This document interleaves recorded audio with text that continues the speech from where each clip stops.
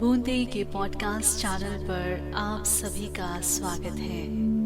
मैं हूं आप सभी के साथ चित्रा, और आज के इस खास मौके पर, ईद के मुबारक दिन पर, हम लेकर आए हैं दिव्य सुर में एक खास एपिसोड जो आपको बताएगा कि दुनिया के सभी धर्म संप्रदाय, दीन, मजहब मनुष्य को एक सनातन सत्य की ओर प्रेरित करते रहे हैं। एकम सद्विप्रा बहुधा वदन्ति, अर्थ सत्य एक ही है। ज्ञानी जन उसे अनेक ढंग से समझाते रहते हैं। भगवान रामकृष्ण परमहंस ने अपने अनुभव के आधार पर इसी सत्य की घोषणा करते हुए कहा है, जितने मत उतने पथ। महात्मा गांधी कहते रहे हैं, सभी पंथ मनुष्य को एक ही परम सत्य की ओर बढ़ने की प्रेरणा देते हैं। जब हम एक ही लक्ष्य पर पहुंचना चाहते हैं तो किसी भी मार्ग से जाने में क्या हर्ज है। सभी धर्म संप्रदायों के विवेकवान साधक इस तथ्य को समझते रहे हैं। इसके प्रमाण इतिहास में जगह जगह मिलते हैं। इस्लाम में भी मलिक मोहम्मद जायसी, अब्दुल रहीम खान खाना उर्फ रहीम, रस खान आदि ने भक्ति के मूल भावों को अनुभव करते हुए जीवन जिया और उसी के अनुसार समाज को प्रेरणा देने के प्रयास किए। गायत्री मंत्र की महत्ता भारतीय संस्कृति में निर्विवाद रही है।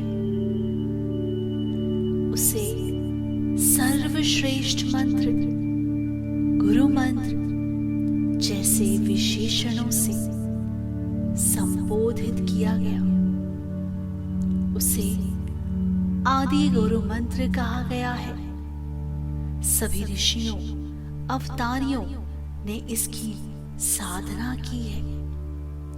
इस्लाम के अनेक विद्वानों ने इस तथ्य को समझा, स्वीकारा है।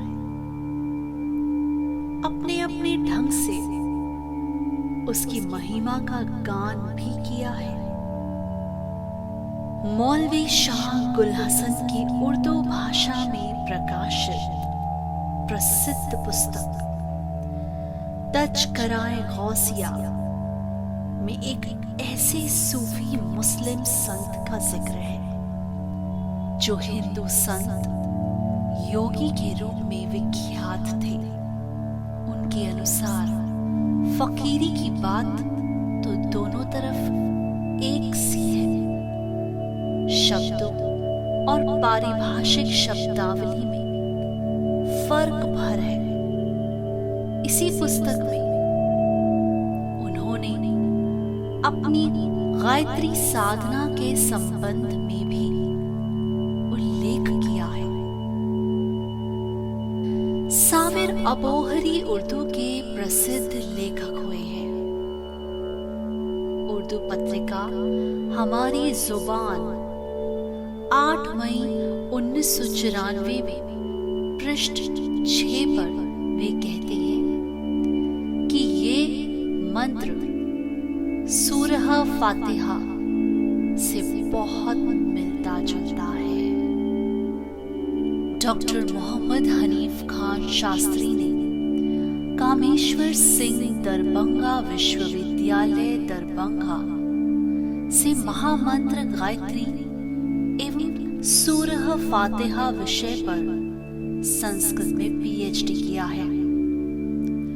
उन्होंने महामंत्र गायत्री और सूरह फातिहा का एकीकरण इन शब्दों में किया है कि सूरह फातिहा गायत्री मंत्र से अलग नहीं है।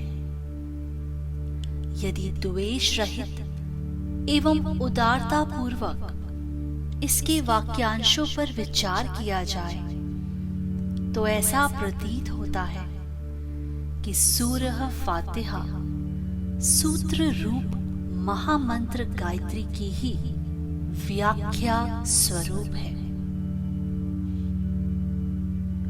सूरह फातिहा को इस्लाम में सर्वोपरि प्रार्थना का स्थान दिया गया है। कुरान शरीफ के प्रारंभ में ये प्रार्थना की गई है। संत विनोबा भावे ने अपनी पुस्तक चरूहुल कुरान में इसे कुरान शरीफ का मंगलाचरण कहा है। हर नमाज में जन सूरह फातिहा अवश्य पढ़ते हैं। इसका मूल पाठ और भावार्थ कुछ इस प्रकार है। अल्हम्दुलिल्लाह रब्बिल आलमीन अर्रहमानिर रहीम मालिक यौमिद्दीन इय्याका नअबुदु व इय्याका नस्तईन इहदिनस सिरातल मुस्तकीम सिरातल लज़ीना अनअमता अलैहिम गैरिल मग़दूबि अलैहिम वलद्दाल्लीन आमीन। अलहम्द शरीफ, जिसे आप गायत्री मंत्र के साथ साथ समझना चाह रहे हैं, आइए हम इसकी शुरुआत करते हैं। तो इसे शुरू करते हैं सबसे पहले बिस्मिल्लाहिर्रहमानिर्रहीम बोल करके। यह इस्लाम का एक तरह से सूत्र वाक्य है जो कुरान शरीफ की हर आयत के पहले लिखा गया है। इसका भावार्थ अगर हम बताएं तो शुरू करें अल्लाह के नाम से जो अत्यंत दयालु और परम कृपालु है। ये बिस्मिल्लाहिर्रहमानिर्रहीम किसी भी दुआ दरूद से पहले पढ़ते हैं। अब हम आते हैं अलहम्द शरीफ पर। शुरू करते हैं अल्हम्दुलिल्लाहि रब्बुल आलमीन। एक तरह से ये सूरह फातिहा का प्रथम चरण है, इसलिए फातिहा को अलहम्द शरीफ भी कहते हैं। इसका भावार्थ है सारी स्तुतियां सिर्फ अल्लाह के लिए है जो सारी सृष्टि का पालन पोषण करने वाला है। अर्रहमानिर रहीम, वह रहमतों कृपाओं की वर्षा करने वाला और दयालु है। मालिक यौमिद्दीन, वही अंतिम दिन यानी कि क़यामत के दिन धर्मानुशासन को लागू करने वाला मालिक है। इय्याका नअबुदु व इय्याका नस्तईन, हम तेरी ही भक्ति करते हैं और तुझसे ही सहायता पाना चाहते हैं। इसके आगे इहदिना सिरातल मुस्तकीम, इसका भावार्थ है हे ईश्वर, हे प्रभु, तू हमें सीधी राह पर चला। सिरातल लजीना अनअमता अलैहिम, उस राह पर चला जिस पर चलने वालों पर तू अपने अनुदान को वर्षा करता है, अपने कृपा की वर्षा करता है। गैरिल मग़दूबि अलैहिम वलद्दालीन, इसका भावार्थ है कि उस राह पर मत चला जिस पर चलने वालों पर तेरा कोप बरसता है, यानी कि जो हमारा सही मार्ग नहीं है, जिस पर चलने से तू नाराज हो जाता है। और इसे सिलसिले तौर पर अगर एक साथ हम पढ़ें तो इस प्रकार पढ़ते हैं औज़ु बिल्लाहि मिनश शैतानिर रजीम, बिस्मिल्लाहिर्रहमानिर्रहीम, अल्हम्दुलिल्लाहि रब्बिल आलमीन, अर्रहमानिर रहीम, मालिक यौमिद्दीन, इय्याका नअबुदु व इय्याका नस्तईन, इहदिना सिरातल मुस्तकीम, सिरातल लज़ीना अनअमता अलैहिम, गैरिल मग़दूबि अलैहिम वलद्दालीन। आमीन। आमीन इसलिए कहते हैं कि यह एक दुआ है और दुआ में जो भी हम अल्लाह से मांगते हैं उसके बाद कहा जाता है कि बिल्कुल ऐसा ही हो। आमीन। अल्हम्दुलिल्लाह रब्बिल आलमीन अर्रहमानिर रहीम मालिक यौमिद्दीन इय्याका नअबुदु व इय्याका नस्तईन इहदिनस सिरातल मुस्तकीम सिरातल लज़ीना अनअमता अलैहिम गैरिल मग़दूबि अलैहिम वलद्दाल्लीन। आमीन।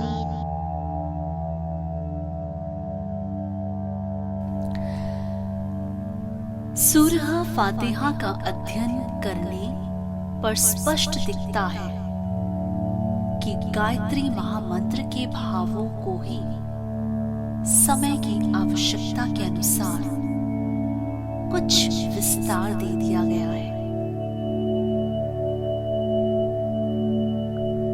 ये युग परिवर्तन का महत्वपूर्ण समय है। मनुष्य मात्र के लिए सतयुग जैसी परिस्थितियां लाने के लिए परमात्मा के साथ साझेदारी निभाने के लिए सनातन धर्म वालों द्वारा जो किया जा रहा है, वैसे ही इस्लाम धर्म के पाबंद विवेकवान व्यक्ति भी कर सकते हैं। आप सभी सुनने वालों को ईद बहुत बहुत मुबारक हो। आज के इस खास एपिसोड से हमें ये जानने को मिला कि धर्म कोई भी हो,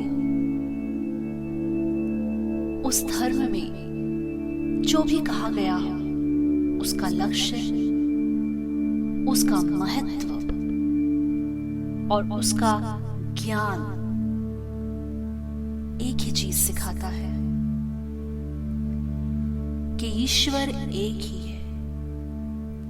उसको कहे जाने का ढंग बेशक अलग अलग हो, लेकिन मतलब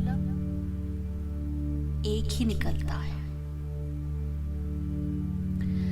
सूरह फातिहा गायत्री महामंत्र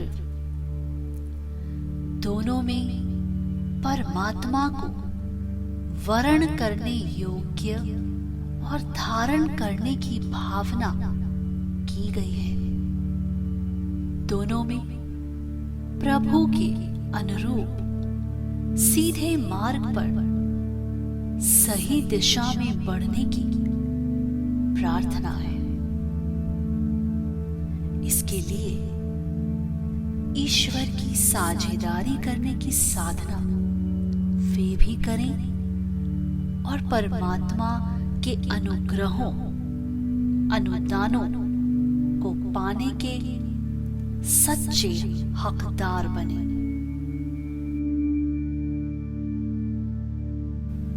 कैसा लगा आपको आज का ये खास कार्यक्रम, जो कि खास तौर पे आज के मुबारक दिन ईद पर हमने आपके लिए पेश किया? हमें जरूर बताइएगा। हमारे लिंक हमारे डिस्क्रिप्शन में दिए गए हैं। अपने फीडबैक्स, अपनी प्रतिक्रिया, कोई सजेशंस आप देना चाहते हैं आप जरूर बताएं और हमें ऐसे ही प्यार देते रहें, क्योंकि इस दुनिया में सिर्फ और सिर्फ एक प्यार, प्रेम ही ऐसी चीज है जो आप एक दूसरे को दे सकते हैं और इस सृष्टि को, इस दुनिया को खूबसूरत बना सकते हैं। तो इसी खूबसूरत सी बात के साथ हम आज का ये कार्यक्रम यहीं समाप्त करते हैं।